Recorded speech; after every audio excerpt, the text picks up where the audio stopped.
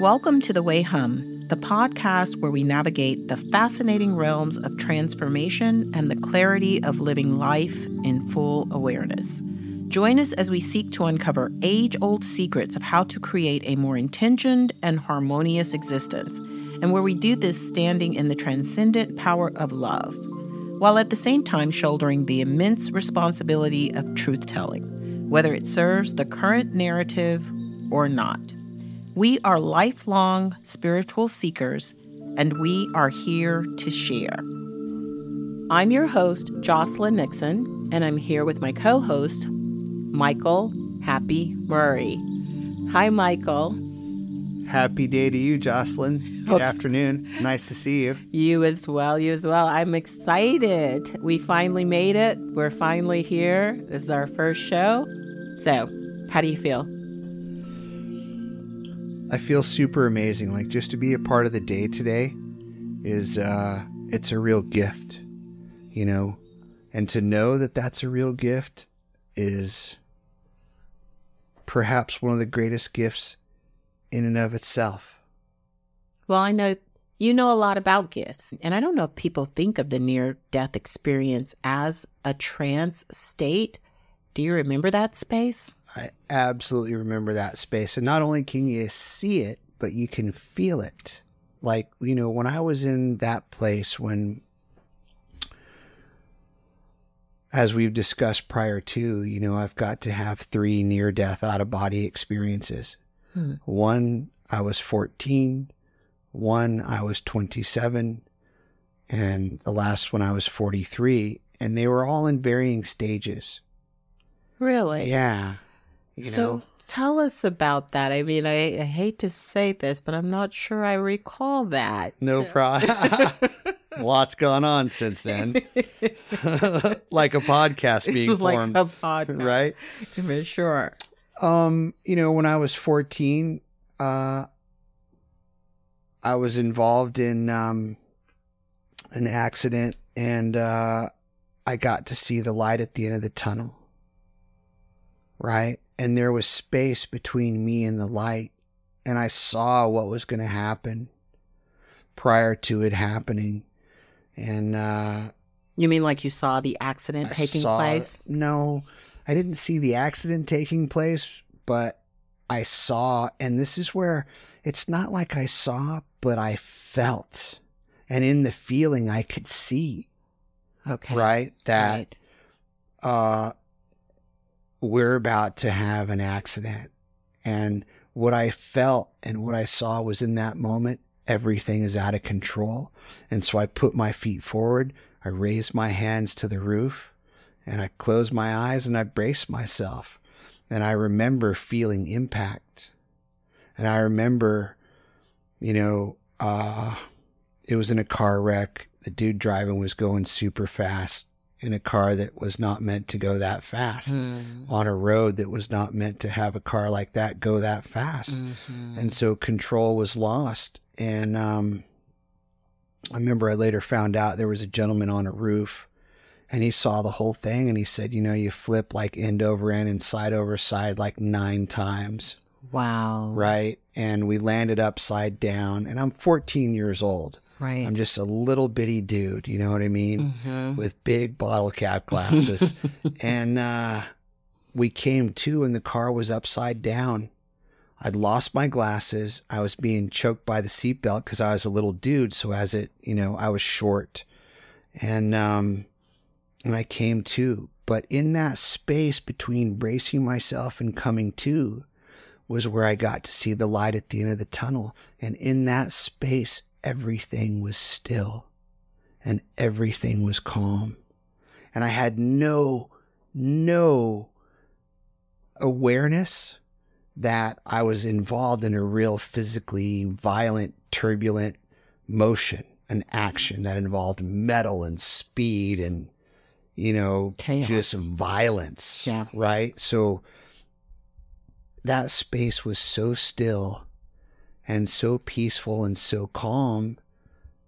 I'll never forget it. You know, second time I was really sick, And I observed myself. I was looking down at myself. You know, I was really sick. I was not in a healthy way. And maybe that was as if I like to call it the energy of love. You can call it God, spirit, source, creative consciousness, right? That whole energy, like that whole, you know, what we'll talk about later, what we sort of indirectly talk about all the time. It's kind of the premises of why we're talking. It was like trying to wake me up. You know what I mean? To say, hey, I wasn't living right. Oh. You know, my body was shutting down. Okay. Right? Okay. And so I got to observe me looking down at me. Okay. And then, you know, that what was wild about that one was when I opened my eyes, I saw my sister. Right? Okay. So it's as if I was looking at me through my sister's eyes. Wow. Uh-huh. Okay. And then the third time was another car accident. And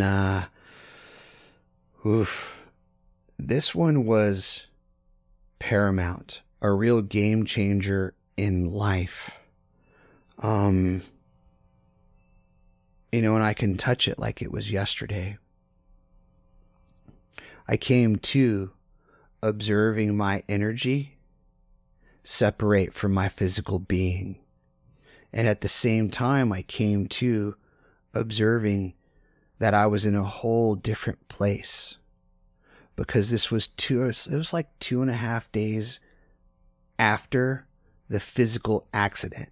Mm-hmm. And I was also 6 hours away geographically, because I got life flighted from the town I was in to a hospital that could handle someone in my condition. Mm-hmm. In a 2.5, you know, there were 2.5 days. And this is all stuff that I was told, right? Because I never opened my eyes. There was a week from accident to me opening my physical eyes. But 2.5 days into it, it was like I woke up and I observed my energy, my spirit body separate from my physical body, right? And then I observed my physical body slowly deflate like a balloon. And in that space, I was radically present, aware, conscious, and able to communicate. And all I did was speak these words. I'm dead. I think I'm dead. I feel like I'm dead. Am I dead? And then I heard, yes, you are. And then I said, wow, this is the most amazing thing I've ever experienced. Or something like that, right? Like, it's not like in that space there's any logic, ration, and reason. There's no thought, right? But just the gift of being able to be present in a whole different dimension, right? No different than we are talking with one another, right? But that's a space where there's nothing, it's an energetic space. Right. It's the energy of love, because all I felt was love. Yeah. Peace, stillness, calmness, but a real sense of everything was beautiful, magical, and okay. Like everything was really happy. I was so happy to be there. Like I was so happy to get to go through that. Yeah. You know? For sure. There's a whole lot to that story. Oh. You know, be it visually, be it physically. I don't know if that's necessarily something we want to dive into right now. Well, you know, what I want to talk about is you've had 3 distinct near-death experiences. And I bet you asked the question earlier, if we walked up to someone on the street and asked them, what is your idea of a near-death experience? Right. It's going to include 1, if not all 3, or maybe there could be 2 of those, but those are the distinct elements that people think of when they think of a near-death experience, I would say. Totally. The tunnel of light, which you experienced, right? This out of body where you're looking at your body from outside. And then thirdly, where you are absolutely aware that you're in a different space and that you call that space death, right? And being able to observe that space from a distance without having me be in the center. You know what I mean? Like you were the observer. I was the observer. There was no floor. There was no ceiling. There was no walls. There was no boundaries. But there was, I was looking at me. Right. Knowing that I was looking at me, but I wasn't in me. Right. Right? Yes. I was laying, and it's not like I could see me. It's sort of like a light gray, dark gray, white sort of imagery.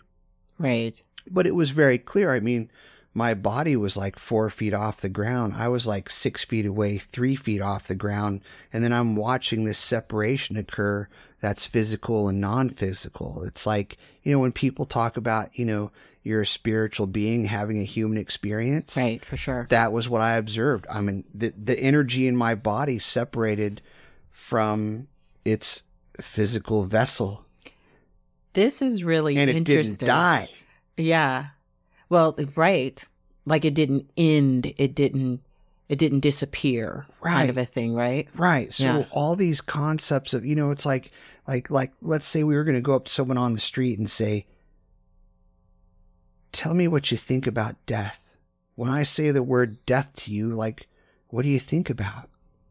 Because when you're present with death, for me, when I was present with death, I can't speak for anyone else. Sure. I can only speak for me. It was the most beautiful, amazing, magical space that I've ever known. And none of those words do it any justice. Right. You know what I mean? Like death was the most amazing, I don't even want to call it experience, because experience implies like you go through something and you leave it behind, right? And the only way that you can know that it's an experience is if you had it before. So yes, that applies in this case. But the third one was just paramount. It was indescribably magical. Yeah. Yeah. It was the most, if I was to have any concepts, ideology of what heaven, love, nirvana, bliss, the most epic wave you've ever surfed in your life looks like. Yeah. Man, this blew it out of the water.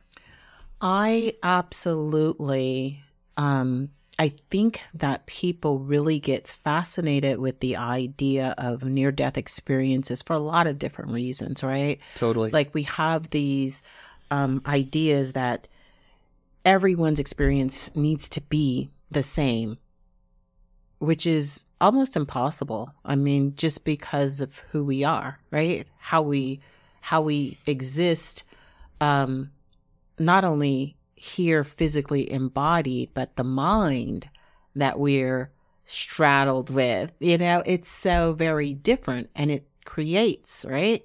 So it's almost interesting that we have so many that are the same. And I have an idea about why that is. I'm going to share it, and I'm going to share it because I have been preoccupied. I was one of those people who was very much into near-death experiences because my journey started out while I have somewhat of a memory of a change because I was very young. Mm-hmm. It's not something that I used or held on to, but we'll say that. I had this situation happen when I was like 4. And because I was so young, I didn't, it didn't register. I didn't set it up in a memory that, I'm going to label this a thing that I could then carry around with me. So I don't really consider that. But what I can consider is that I started having these dreams and in my teen years, and they were very, very real, very lucid dreaming. And I used to try and figure them out. It's like, is this real? Where am What I does this at? mean? And it was, no. It wasn't like the symbolism. It wasn't the things that were in the dreams. It was that kind of thing that you're talking about where magical. I know that this is a dream, but is this only a dream? Because this dream is feeling very real, and I can make this dream do things, and I can move around in this dream, right? Yes. And so I used to try and figure out, so what kind of dream is this? Because this doesn't feel like the dreams that other people have. And yeah, so, like, can you actually put it in the category of a dream? Yeah, like I'm not. And there were some times where I would come up to it. This wasn't a dream. Typical dream. This let's is say. definitely not stereotypical. Yeah. Definitely not a typical dream. And so in looking at my dreams and exploring my dreams and trying to prove or disprove whether I was asleep or dreaming or what I was doing, I would go into my dream state with like, intention and motive, and just be like, Definitely. God, I want to go here tonight. I want to do this tonight in my dream. I've done that. I know exactly what you're talking about. magnifying glass and little, like the Sherlock Holmes hat, right? And I'm going to go stomp around in this area and figure this out. I'm going to get to the bottom of it. So when people start talking about near-death experiences, I was like, wait a minute. That sounds like some things I've experienced and I've been looking at for 10 years now. So, so everyone who would tell me about near-death experiences, I would listen very closely. I would understand like what's the difference and how some people would listen and they'd go like, no, that's not true. I even had this guy one time go, why doesn't anyone ever see hell in their near-death experiences? Ooh, yes. Right? Expand on why that. is because, we've heard of them seeing heaven, right? Why does no one ever see hell? And Or if you don't behave correctly, you better fear it. for sure. Absolutely. It's out there. You can't see it. You can't touch it. No one really knows what it is, what it looks like, but it's there. You better believe it. So, if you don't, you're going to find out. well, he wanted to know. Like, I think people look to those people who, like yourself, who've had these experiences. We're looking for proof of what happens once we become unembodied. We want to know. People fear death. And so I think it gives a lot of people some comfort to know that, hey, you're not going to actually disappear. There will not be an end. Either that or they're trying to disprove you, one or the other, right? Is that totally. Or, project some sort of what may feel like a limited perception. Oh, for sure. Right? Yeah. Because what in talking about this, most people have real troubles seeing beyond anything having to do with death that's not physical. Right? When people think of death, I feel like they mostly stop in the physical sense. Right? And so the space that I was in, it was very clear, right, that only the physical body stops, but the energy inside me, my spirit, heart, my soul, call it whatever you want, did not stop. And in fact, it got modified and came back sort of reborn, like a snake that shed its skin. I got simplified. I'm still the same dude, right? Just a taco eating surfer dude. Nothing major. But some stuff in me that I once had got taken away. I did not ask for it to get taken away. But when I woke up, like when my eyes came to, because I was in my accident, something like 2.5 days later, some machines clicked on or whatever and let these people know that, hey, I'm still alive, So let's also go back and say that in said accident, I don't remember how it happened, but I hit a wooden fence. Part of the wooden fence came through the windshield and hit me in the face. Mm-hmm. And so I got life flighted 6 hours later, and eventually had a 15-hour surgery because I had shattered 30 bones in my face. Wow. So I had a 15-hour surgery and walked away with 15 titanium plates, full face reconstruction, a nifty scar that goes over the top of my head from ear to ear. And a perspective. Thanks. I like it too. You know, I love it too. There's a little something up on the top of my head there that gave the surgeon's reference to align my face. Oh, right? Wow. Your tattoo. I have a tattoo on the top of my head that I got not a long time ago, but from this date, let's say 13 years ago. Okay. And that's also, you know, and I have a tattoo on the top of my head, and it's an eyeball. Yeah. Because my whole life I've always been looking up. I've always been fully aware that there's something out there going on that's far greater than me, right? I don't know what it is. It's really hard to wrap my brain around, but I know it moves inside me. And so I put an eyeball on top of my head because I'm always looking up, and perhaps it's a little bit lazy or whatever, right? But it's sizable, you know what I mean? And so my surgeons would all, you know, when I would go back for checkups and stuff, they'd always say, yeah, we really love that because it helped us align you. Wow. You know, and 15 hours later and 15 titanium plates later, I got reconstructed. And, I love those people. I love all those doctors. I love all the staff. You know, after my accident, I would go back to the hospital and just check in and love them. And there was also an In-N-Out burger in the town, so that was very important. Because, you know, after I got, you know, because my mouth was wired shut for almost 4 months. I was on a feeding tube for almost 4 months. And so my first meal was an In-N-Out cheeseburger. It took them hour and a half to eat it. It was the best thing in my life. Wow. Well, they're pretty good even without a near-death experience. Back when I ate them, they were good. Oh, there's, you know, and coming from California, I got loyalty to that. Absolutely. You know, as a young kid. But like, you know, when you talk about death, man, people, for me, death is the greatest thing in the whole wide world. Today's episode is sponsored by HumMind Psilocybin Therapy, the sound of holistic health. Psychedelic therapy has shown meaningful results in helping with various mental health challenges, depression, anxiety, and alcohol use disorders. It's about more than just symptom relief. It's about exploring a new way of being. Find additional information at thehummind.com. So let's go back to the happy thing and the eyeball thing.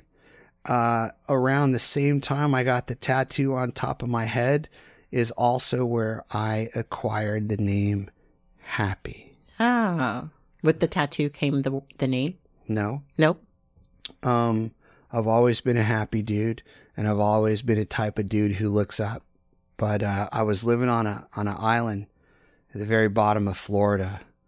And it's called Key West, lovely place. And my occupation there had me out on the street, playing with people, loving people, interacting with people. You know, in some cool parts of America and other places, they have these little, you know, 3-wheeled tricycles that take tourists around. So I got to do that for a while. And that's where I acquired the name, is because I'd cruise up and down, right? And just smile and wave at people. One of the street vendors there, who's used to be a very close friend of mine, looked up at me and she said, "Let's call you Happy, because every time I see you, you're always happy." Yeah, always smiling. Always smiling, just living. Yeah. You know? So it sounds like even though this near-death experience absolutely changed you in some way, took some things away, there is a core personality that's there that seems to have always been happy and present, yes, looking up, and understanding that there is something that is moving in your life that is bigger than you, and is so, like, you know, I call it magic. magical. Right? There's something, but magic does not imply anything childish or anything like that. Like it's something that I know only occurs in being present. Yeah. In whatever place anyone is at, if they're able to just be present, in there is a stillness that one can have some peace in. Can you define being present? I think it's a concept that we talk about, but that many people may not actually understand. And gosh, for a long time, I definitely did not understand it. And definitely I did not understand the magic that comes as a result of it. I didn't know that was the prize at the end of, practicing presence was this magic. And I can go with that, definitely is.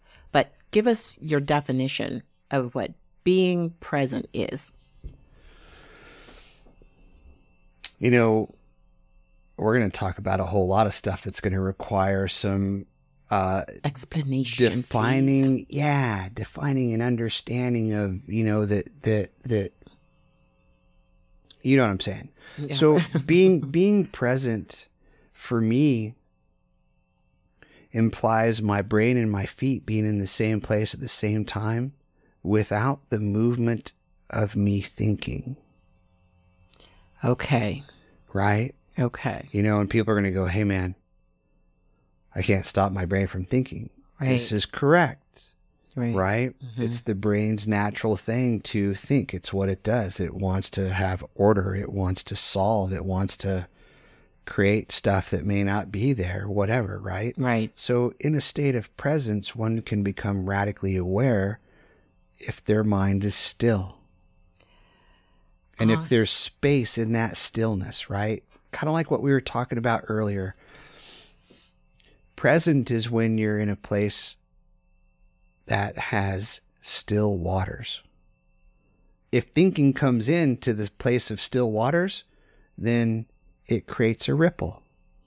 And all of a sudden you can't see clearly. So when I'm present, I'm able to perceive life moment by moment clearly. And one of the things about being present is I must not be there. I means my thinking must not be there. I must be still in my thinking, in my, I must have stillness in desire. And it helps to be free from fear. Yeah. When I understood presence or being present is when I was finally present. I did not understand that I was outside of it until I experienced it. So it's almost it's like having an out-of-body experience when you really desire to have an in-body experience. And when you're present, you're in your body. And, I'm going to make it so I'm going to tell you how I experienced it. And I don't know if other people, but this is how most people experience being out of present time. Mm-hmm. They're in their past. You're rethinking decisions that you've made. You're back in experiences that you've had. You're rehashing old situations, whether they were problematic or not, with people. You're out of present time. Your child is talking to you and trying to get your attention, but you're so busy rehashing the conversation that you had with your boss early, you're not present with that child. And actually, when they get your attention and snap you back into the same space that they're in, you're a little bit unhappy. You're a little bit anxious about the fact that you've been pulled back into present time. And so you might actually deal with them really quickly so that you can get back to the past moment. It also happens when you're experiencing the future. You're really concerned about what's going to happen tomorrow or next week as a result of some decision or something you've said. Oops, I shouldn't have said that to that person. I met my neighbor in the store and we were just talking and I said this thing and oh my gosh. And now what do you think? Maybe she won't invite me to next week's wine party or whatever. You're also in the future. But what you aren't is right here, right now, interacting with the people who are in your space in that moment. Right here, right now. Right here, right now. And definitely, like that's, for me, that's a step. Like that's a huge step. Yeah. That's a huge step to just be here in this time. And if you can do away and stop thinking about the past and the future, you'll find that a lot of the thinking has dissipated. We spend so much time, so many of those thoughts in our heads are both about things that we've already experienced, things that have already happened, things we have no control over, things that should not be taking up our time because that's what they're doing. They're actually spilling over. They're stealing you away from this moment. You will miss this moment because you're busy back in that moment. Yeah. Or forward. Same thing, right? Yep. You'll miss this moment because you're in some, and because you're just somewhere else. That's right? what it comes down to because time really isn't linear. Yeah. You are really not here. Yeah. And you're not there, especially when someone goes, hey, where are you? Yeah. And you go like, oh, wait, I was over there in that memory over Totally. there. Like totally engrossed in it. Like sometimes when I talk to people, before I begin dialogue with them, right, randomly, I'll just look at them and go, are you present with me? Yeah. You know what I mean? And right. instantly it'll catch their attention and then you'll see. I mean, obviously the reason why I may ask that question is because I'm feeling that they're not. And I would really love if they were, you know? Hey, can you come be with me for a moment? Like right now is pretty cool, man. We're here. The birds are around. The trees are dancing. And look, there's a butterfly. Yeah. Amongst all this orderly anarchy that robs us from being present. Because we allow it. Life. There's a lot to life. Absolutely. Right? There's a lot going on in life. And it's a delicate dance. It's a delicate dynamic to just take a couple seconds to be present, you know? Absolutely. I'll tell you that I don't think that a lot of people even, stop to think about it. Not only do they not stop to think about it, the thing that I just described and the thing that you just described, they don't even agree with it. They don't, there's really no place in their world for it. So I'm going to give you guys just one more quick example. Yeah. You know how you can show up at a place and not know how you got there? Yeah. Like you've experienced this, right? It has to do with driving a car even, right? You find yourself sitting in your driveway or you find yourself at your job. Ooh, good one. Right? Yes. And you're sitting there in front of your office building and you're like, what the heck? Almost as if like here? You're driving home from work, right? Yeah. When you said driveway, right? The instant thing that I heard was saw, right, was I totally have had those days where I vividly recall leaving work. Yeah. Right? And then I vividly recall getting home. Right. But I have no idea what happened in the process. All I know was I stopped when I was supposed to stop and I went when I was supposed to went. And I probably used my turn signal. Probably. Right? That's what you're thinking. You're thinking, yeah, I got home, so I probably did stop when I was supposed to stop. But you may not have. Sounds like a sober blackout. Right? Exactly. And guess what? Not present. The reason that you weren't present, you were thinking about what happened at work or you were thinking about what you were going to get done at home and what was driving the car, who was driving the car. Well, That's yeah. a whole different topic of conversation right there. Well, we won't really go into it that much. But obviously, like physically, your hands were on the steering wheel.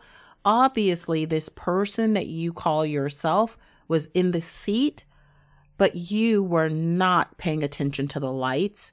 You were not paying attention to the stop signs. You were not paying attention. Maybe, sometimes something will grab us out of that little, I'm going to call it a mesmer space. Right? We were mesmerized by something, but something like, maybe a little old lady's crossing the street and you have to, slam on brakes, and that might wake you up and bring you out of it. But then you won't ever get home and go like, where was I? So in other words, we're doing this all you're going the to go, time. wow, I'm really grateful I didn't run that person over. Because you're going to be snatched up out of that place. But the truth of the matter is, your subconscious is in control at that moment. Totally. Your conscious mind is elsewhere. Having thoughts about the past or the future. Mm-hmm.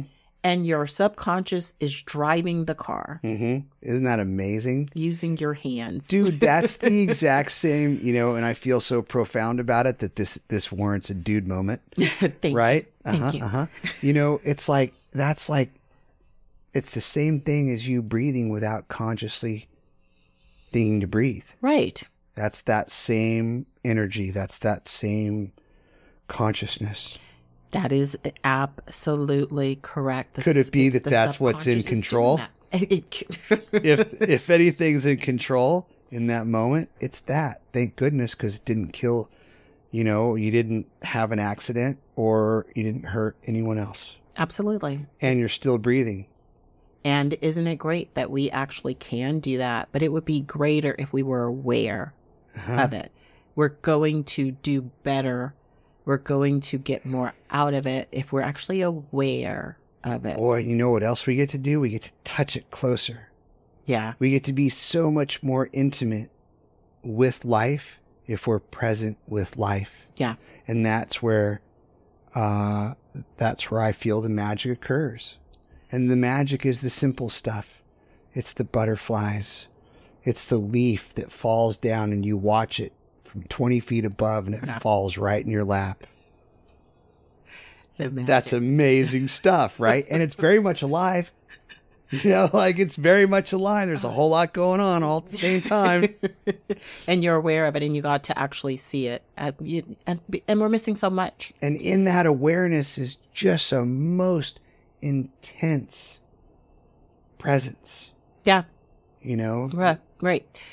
Absolutely. And I'm assuming that magic that you see with the leaf coming down or the rose blooming. I have a couple of hibiscus plants that I planted this summer. And I mean, they almost unfold right before your eyes. Like they're just amazing. Right? Like they're talking to you. I talk to them, that's for sure. As you should. They're loving you. And that's one of the ways that they show their love is they bloom. Right. Just like people. Oh, right? Oh, yes. One of the greatest gifts I feel is to be a part of another human's blooming. It's part of the reason why we're talking to each other. Right. We water each other. This is so. We pour love into each other. This is true. And when we pour love in the outside world, especially when it's free from motive and you don't know anyone or, you don't know when it's just not intentional, it's the best feeling in the world. Absolutely, it is. And I came to a conclusion, and I think I just accepted something about my interactions with people, especially like you say, that are out in the world who aren't necessarily close, and the ones you're coming into contact with every day, like your family and friends, is that I needed that energy exchange from them, right? I desired it. And so when you had a really good one, I would be so happy. Like that could carry me through a whole day. Oh, yeah. Or a week or a month, depending on how profound it is or deep or whatever. Absolutely. Yeah, for sure. And not that I was only like accepting, I'm always feeding, like you said, right? I'm always watering those exchanges. So, and I think the easiest thing to do in order to get that, in order to feed into that, is just those greetings. I mean, we were taught to greet others as just a way of socialization, right? It's just a common courtesy. These are proper social niceties. This is what you do. This is how you do it. Exactly. But the truth is, it's more than that. Oh, it's so much more than that. It's incredibly more than that, yeah. right? Yeah. And I'm not sure that we are doing that because we're probably not in present time as much, because it's hard to connect to another human being when your mind is elsewhere. But if we start to practice being present, it's one of the easiest things to do. It's one of those things that you have to be present in order to receive that energy flow from another human. You have to be present in order to receive presence. Yeah. Right? Almost like a magnet. I know. Dude, yeah, but also let's look at that spelling too. You have to be present in order to receive presence. Like gifts? No. Like PRESENCE. Correct. Okay. Right? Sure. I must be present in order to receive presence. And in a state of presence, life is on fire. And how it operates. The energy of it is incredible. Right? It's easy to touch it and to discover it in nature. Yeah. Whether you're sitting on the beach, sitting by a creek, a river, in the desert looking at the stars, right? If you're really present, you can see how alive presence is. I've got to tell you this. This is so interesting. Hey, this whole idea like just comes to a conclusion in an experience that I had yesterday at the beach. So, of course. Yeah. We go out to the beach and, everyone comes out who's actually staying on the beach, which we do not. We have to travel in a car to get to the beach. But all those We're local. We're local. So we get in the car and we go. But you know that everyone who's staying on the beach will come out for the sunset. Oh, right. Absolutely. You see, everybody's coming back out. They probably were there in the morning, and then they come back out in the evening for the sunset. And so there's this guy who's standing not too far away. I'm at the water's edge, and I'm talking, friends with me, and I say something, but the guy, I think he thinks I'm talking to him, but he comes over and he stands very close and he just starts talking. And so, of course, we all just start talking.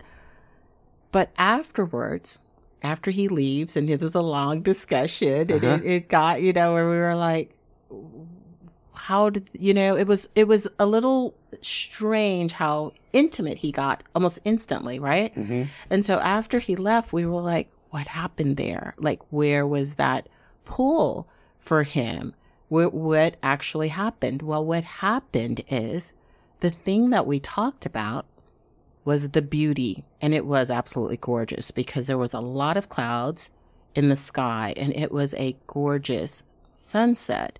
And of course, everybody wants to talk about that, but he didn't. He talked about the birds and he talked about the waves and we talked about nature. And it is in, I think, the absolute honoring, the discovery, it's nature that pulls us together easily.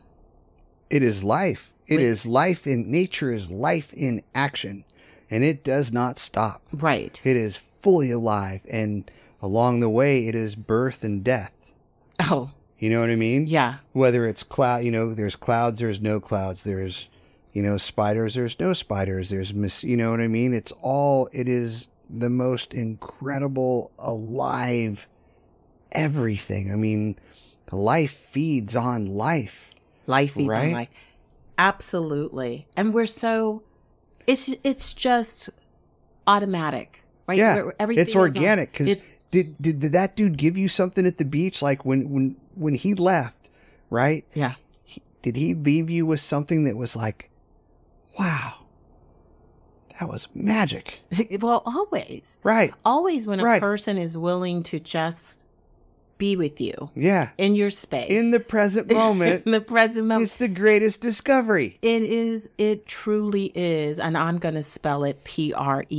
It is Way. a gift It is. when you are willing to share and exchange that energy in present time, which again, we say you can't do it out of present time. You have to be with a person fully in present time, your whole self right there in order to engage in that way. And it was a gift. What a gift, right? What a gift, because when one doesn't overlook the vessel of the messenger, Yeah. everyone has something to share. Everyone has a gift to leave someone with. Today's episode is sponsored by Hum Mind Psilocybin Therapy, the sound of holistic health.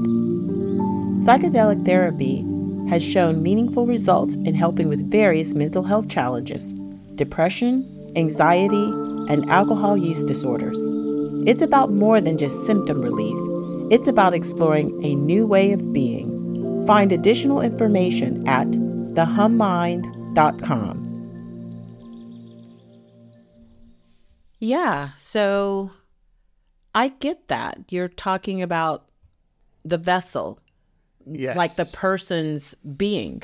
In this case, it's a person, Okay. right? Yeah, so when you don't overlook the person. Let's say that you don't overlook the person, or let's also remember where it happened. It happened at the beach. Yeah, Right? yeah. The waves are coming in. You can hear it. The water's making all of it's beautiful. The water's like talking to you. In that space, the water too is a vessel. It has a message. It gives you something if you allow it. Yeah, so you're basically saying if we don't overlook then Anything. anything, Anything. all things. All things. All things in our Everything. space, yeah. Yeah, like, in other words, when you're going about your day, Yeah. go about it in a way that is a little slower, a little softer. And along the way, you'll touch something where everything will just kind of talk to you. And in that case, life is your vessel. And you're a vessel within a vessel. Right. And so is everyone else. And so is everything else. Everything is the vessel. And I hear mindfulness in this, right? Which Yes. is the art of being present is you're being mindful. Mm-hmm. So you're mindful of the people you come in contact with, and you're mindful of natural things of nature, right? The birds, that day, the seagulls, and the waves. The sand, how the sand feels on your feet, how it feels in your hand when you sit down on it. How does it feel when you sit? Yeah. It's almost like it's a place of being mindful about being mindful. Right. Right? So in an effort to discover, let's say, what is my relationship to life? In the sense of how we're talking about life being a vessel, people being a vessel, nature being a vessel.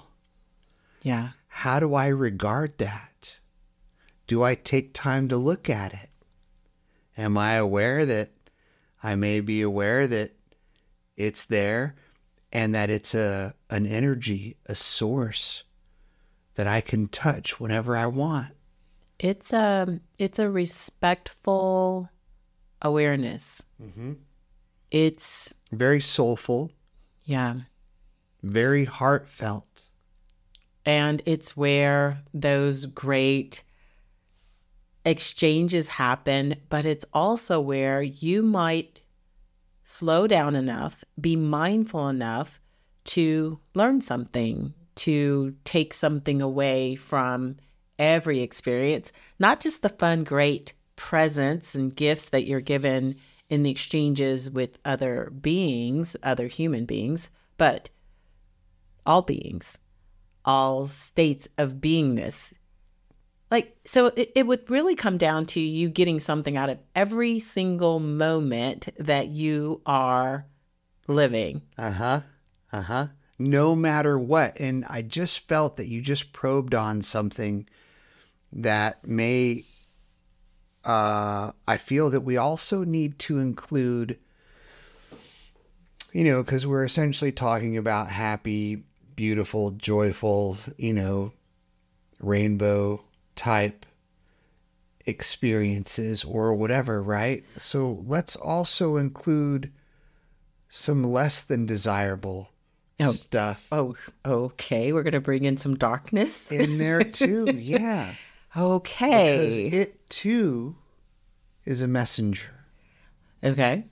Right? If anything, it's a reminder to appreciate the, I don't want to say good and bad, but I mean, for all normal practical purposes. The yin and yang. So now we're talking about yin yang kind of things, right? So we're going to be mindful of the roses, of the waves, of the seagulls. Oh, that's okay. So you just brought in the word roses, right? Okay. What a beautiful example.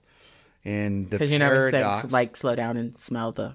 Right. So we all, are we, the rose bush has thorns. Mm-hmm. I feel like that's a beautiful example right there. Oh, yeah. Right? When you pick up the rose, boy, you love the rose. Can't wait to smell the rose. The petals are so soft. And they're so pretty. And none of that is interrupted along the way as long as you don't grab it with a thorn. Right? You don't prick your finger on the thorn. Yeah. So we must appreciate the thorns as well. And we must appreciate the petals of the flower. Yeah. So why appreciate the thorns? It just pricked me. I'm bleeding. I've got to run in the house and get a Band-Aid. I was having a nice walk. It's merely because it's a part of what you're appreciating. So we must appreciate the whole. Okay. I understand. I understand what you're saying in terms of, we should be mindful. We should be present. We should actually pay attention of everything. Like we should grant everything beingness, right? Mm-hmm. We should take the time to look at the waves. Like this guy was really admiring the waves. Yeah. He was really into it, right? And so we should be present in the moment, and we should be appreciative of the moments. I'm just not sure why we should appreciate the thorny moments. Because it's part of the rosy moments. It's part of it. Yeah. Because it's there. Well, we need some thorny moments to help balance out our rosy moments. I think to maybe appreciate the petals. If everything was petals, then we wouldn't grant it any particular specialness. We need a little bit of change. We need a little bit of a little bit of rain, a little bit of storm, a little bit of thunder, and a little bit of lightning, and all of that together helps. The lightning, the clouds, all of that is part of the storm, the rain. And after the storm rolls by, right, everything is shiny and beautiful. And it's clean and it's happy, and then your roses bloom. You get a rainbow. Yeah, you definitely get the beautiful rainbow after the rain. And I'll be honest with you. Like I'm kind of prodding you here, but And I love it. Thank you. I love a good storm. I time. love all of it. And there are people I know who are so afraid of storms, especially the ones that are full of lightning. But I especially love the lightning because I get to hear the thunder. Yeah. Which is so alive and so fascinating, but it's beautiful. It's a symphony that's going on, right? So I really enjoy a great storm. I too enjoy a great storm. So I think what I'm hearing is it's a perspective. Like, I don't appreciate the thorn, but that thorn is serving a purpose. Someone is finding some joy in the thorn. The thorn may help someone out. I can't think of a great example right now, but I'm sure that we can think of one. A back scratcher. Let's say a back scratcher. A back scratcher for someone. Back scratcher. Sure, why not? Okay. You don't have one with the little claw that you buy in the dollar store. So you go along, you clip the rose along with its stem, and you use the thorns as a back scratcher. Okay.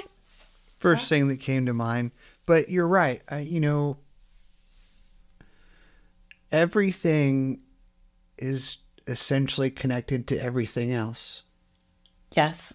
Right? Yes. And so if we're open to being open as we go about our day, as we do life, because all this, this mindfulness that we're talking about is something that we get to practice during the day when we're not at home, when we're out and about, when we're doing life, right? Am I mindful as I'm driving to work? Am I mindful of how I say good morning?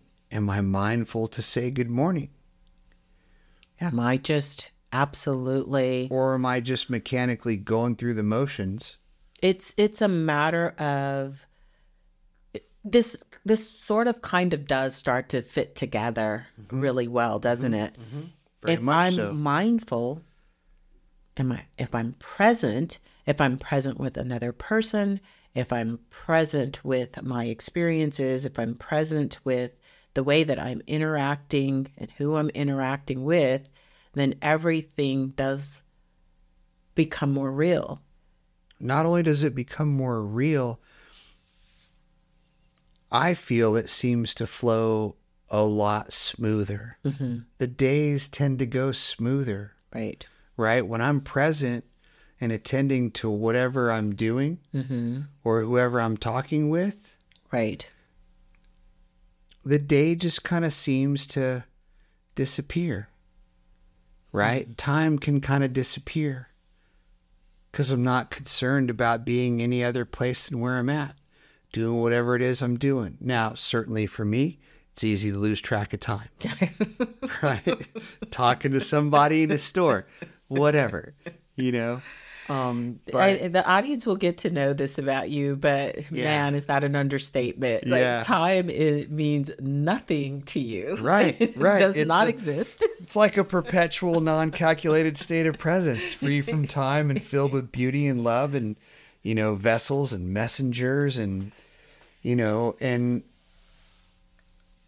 there again, one of the greatest gifts I've ever gotten was to be able to touch that. Yeah.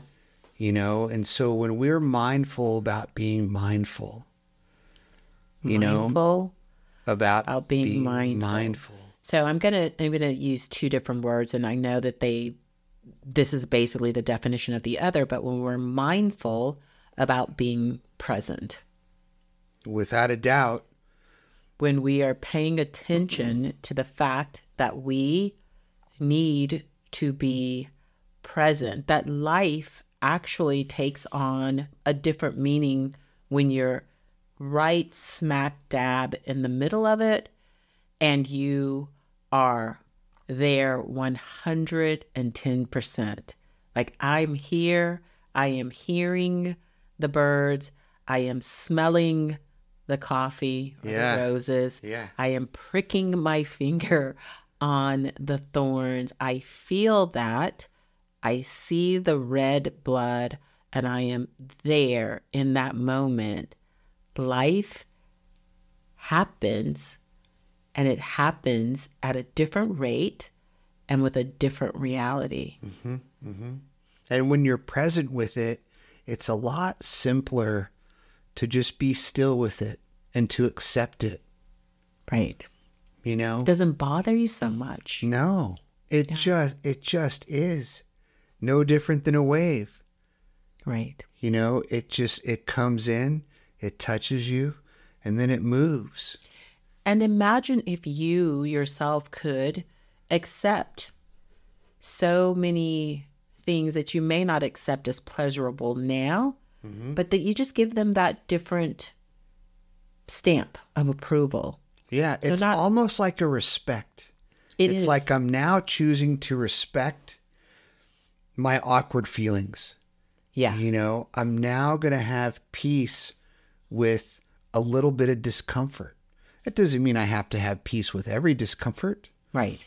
Right? But sometimes, you know, messengers or vessels, they provide us with a discomfort that when we move past that discomfort, we see gifts. Right. We see magic. We're told answers. We have clarity. Right? Right. And all of that comes from just being a little bit open to being open. You know, am I looking at life with an open hand or a closed fist? Am I meeting my fellow human or person on the road next to me that's maybe lingering at a light at a green light texting? We've all done it. We all do it, whatever. I don't know if I mentioned where we're at, but man, the people who will drive 2 inches from your bumper. Yeah, no matter what I say, I'm just going to be calm. I'm not going to react to this person. It always tends to get under my skin. Without a doubt. Yeah. Without a doubt. But also, too, in that moment, you're also given an opportunity. Yeah. To be mindful about, just for this time, I may not allow it to get under my skin as much. Yeah, I'm going to look at them in the eye because you're just that close. I can actually see the color of your eyes, and I'm going to smile. Even though what you're doing is really dangerous. Yeah. It's bothersome.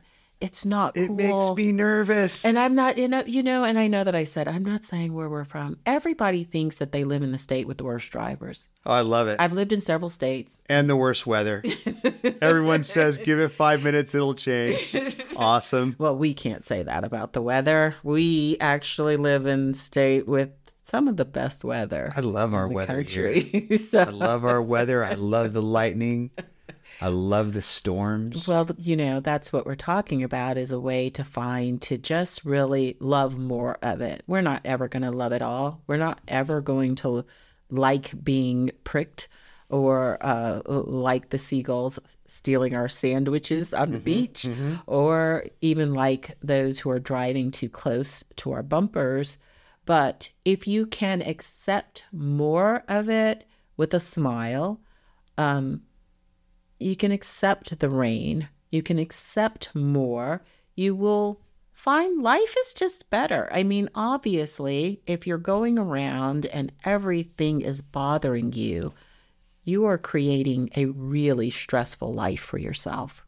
Unnecessarily. Definitely. I mean, it's like planning your frustration. Yeah. Why would one ever want to do that? Yeah. You know, when we're not projecting or speculating or planning our next negative experience before it happens, judging and right? So forth, yeah. When we take that away, man, life and every aspect of its making in its totality has something to offer, and we have something to offer it or give back. Yeah, for sure. And as we say this, I hate to like pick up the big sledgehammer, but the other thing that we're doing is we're really being hard on our bodies, right? So I just want to give people enough reasons to change the way that you are doing things and the way that you are seeing things, because we've decided to label these things good or bad. Yeah. They're not They're in not. and of They just themselves, are. good or bad. They just are, right? They just are, and they're moving. They're coming in and they're going out, just like the tides, Absolutely. just like our thoughts, right? Right. So that brings us to another very cool point, right? If that almost means that we have to be mindful, because how we talk to ourselves, Sure. right? Sure. That means we're a vessel of a messenger to ourselves.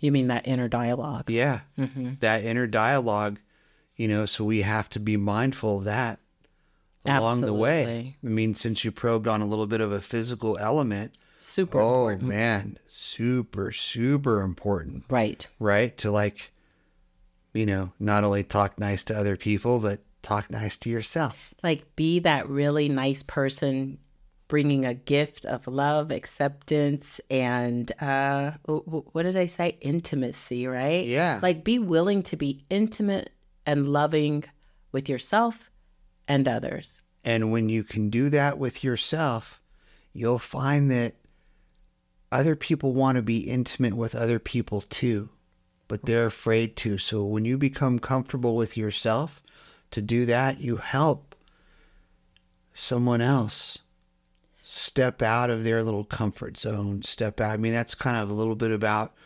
what will occur just by us talking right here. Because our point is to lift people up. For sure. Right? When a beautiful vessel or a beautiful messenger comes across, right? You ever notice how you feel lifted up? You feel light. You feel clear. And I always let people know that, gosh, you have absolutely done that exact thing Right. for me. And it does. It inspires me then to do it for the next person. Right. It's like being in the Starbucks line and someone buys the coffee. I'm going to buy the guy's coffee behind me, and then that guy buys the coffee behind him. It's like this chain reaction. If you give me that gift of love, acceptance without judgment, you are open to me, it makes it easier for me to be open with the next guy. Without motive. I mean, it chips away. Most people can tend to have a wall or a mask or whatever. I call it being fearless and naked, Yeah. being transparent, Right. in a fearless and naked like way, and certainly that doesn't mean without a filter. Got to have some, we'll call it discretion, or that which simply just comes with awareness. When you have that awareness, you can still be fearless and naked, right? And be received, Yeah. because you can show in that space, you're showing, encouraging, lifting up, supporting your fellow human with a beautiful heart, that it's possible, Yeah. that they too can feel comfortable, And be fearless and naked. and be fearless and naked No, that's the, in like, life. we're just asking a whole bunch of the audience today. It's Right. like, hey, be present, be friendly, and be fearless. Take you're off doing- your mask, drop your wall. Not all at the same time, because it is a little bit of, all these things that we're talking about, I bet you the average person is going to go, oh man, that's going to take some time. I'm Absolutely. going to do that tomorrow, right? I'm going to be open tomorrow. I'm a little tired right now. I don't feel like being open, but I'll get a good night's rest and I'll be open tomorrow. Well, let's just choose one. Let's choose one to suggest that a place we can start. Where would you start to be present and open and fearless? Like, where could they start? What practice would help with that? I love that question. That's a really great question. I love right? when I come up with good questions. Because along the way in that practice, I feel that,